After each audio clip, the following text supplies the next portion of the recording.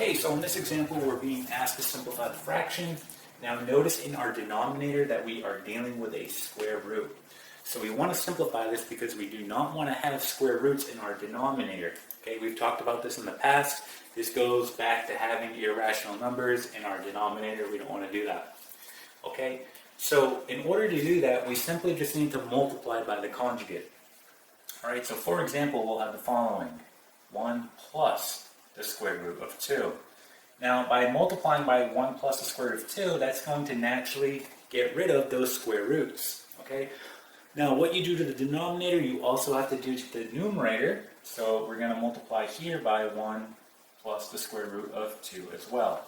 Okay, so let's go ahead and do that. So we're going to have 1 minus the square root of 2 times 1 plus the square root of 2. And to do this, right, we're going to expand it out by using FOIL. Okay, so doing first, we're going to get 1. Okay, doing outside, we get plus square root of 2. Okay, inside, we're going to get minus square root of 2. That's what we want because these will cancel. And then here, we're going to get negative 2, right? The negative square root of 2 times the square root of 2 is going to be negative 2. All right, so this cancels, and we get 1 minus 2, which is just going to be negative 1. So on our denominator, we have negative 1. All right, so let's go ahead and record that. We'll just put denominator, we'll just put D, negative 1. Okay, now let's go ahead and do the numerator.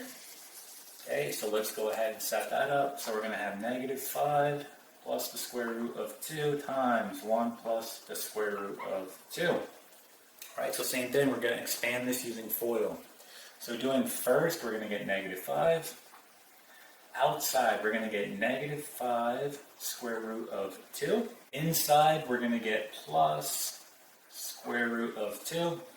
And then doing last, right, we're just going to get plus 2.